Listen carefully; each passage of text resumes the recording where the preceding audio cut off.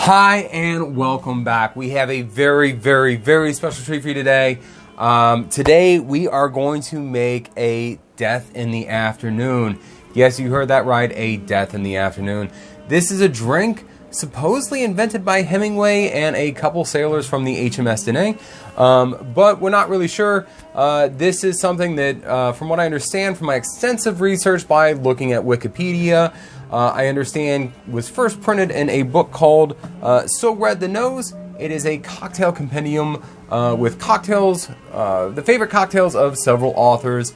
So they put this together. Hemingway threw this recipe in and also wrote the book Death in the Afternoon. It's a collection of stories about basically Spanish bullfighters and that kind of stuff. After my extensive research, I may have to read this book again because I read it when I was way too young to understand a lot of the themes going on. So, might be kind of interesting, but also the drink is going to be interesting. First off, we're going to use the recipe calls for pour 1 jigger of absinthe into a champagne glass, add iced champagne until it attains a proper opalescent milkiness. Drink 3 to 5 of these slowly. We're probably only going to do 1 of these because my wife might get really mad if I have 5 of these. We're going to start off with a coupe glass. A coupe glass. This is probably the glass that they were looking for. See, this is your traditional champagne glass.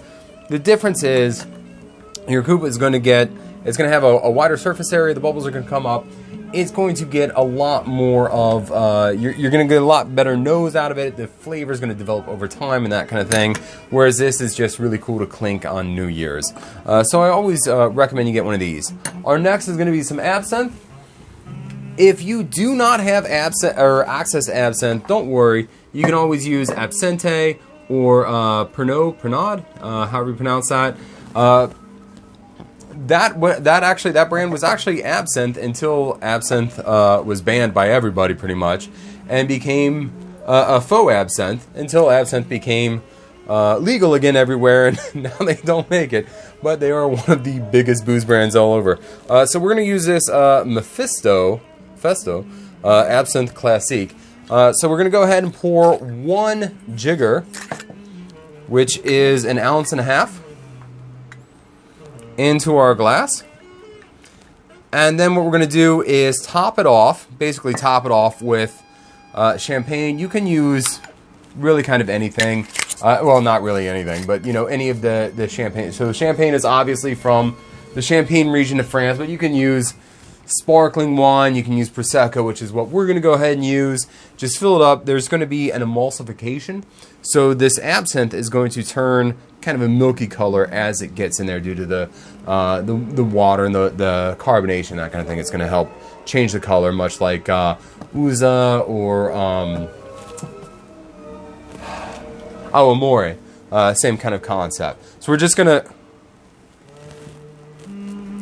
Okay, so it appears that my wife got to the Prosecco before me. She is a Prosecco head. So we're just going to go ahead and redirect.